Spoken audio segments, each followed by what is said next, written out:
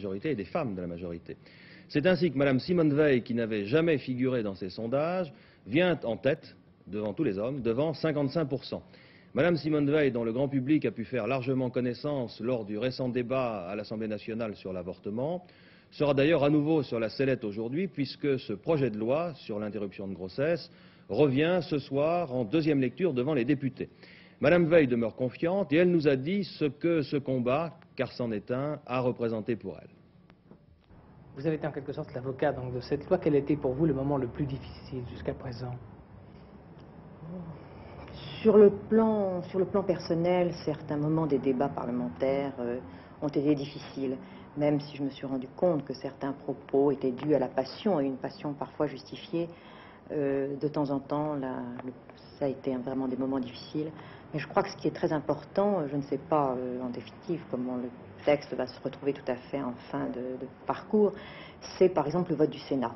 Que le Sénat ait adopté ce texte après des débats d'une très grande sérénité, d'une très grande dignité, ait adopté le texte avec 2/3 des sénateurs. Je crois que c'est une chose importante, car ça prouve qu'en définitive, il y avait un consensus général qui est d'ailleurs ressorti d'un certain nombre, enfin un consensus en tout cas très important, qui est ressorti d'ailleurs de certains sondages qui ont pu être faits.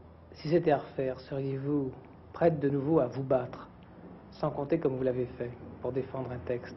Oui, sûrement, de la même façon, peut-être simplement en tirant parti de certaines leçons qui m'ont donné sur la façon d'appréhender les problèmes ou sur certaines attitudes, mais comme je pense que c'était en définitive la moins mauvaise des solutions et que ça apportait, comme je l'ai dit, certains progrès, je n'ai pas changé de point de vue et donc je referai la même chose. Alors, dans ce débat et même dans ce combat sans concession, quelle est la conclusion que vous retirez pour vous personnellement?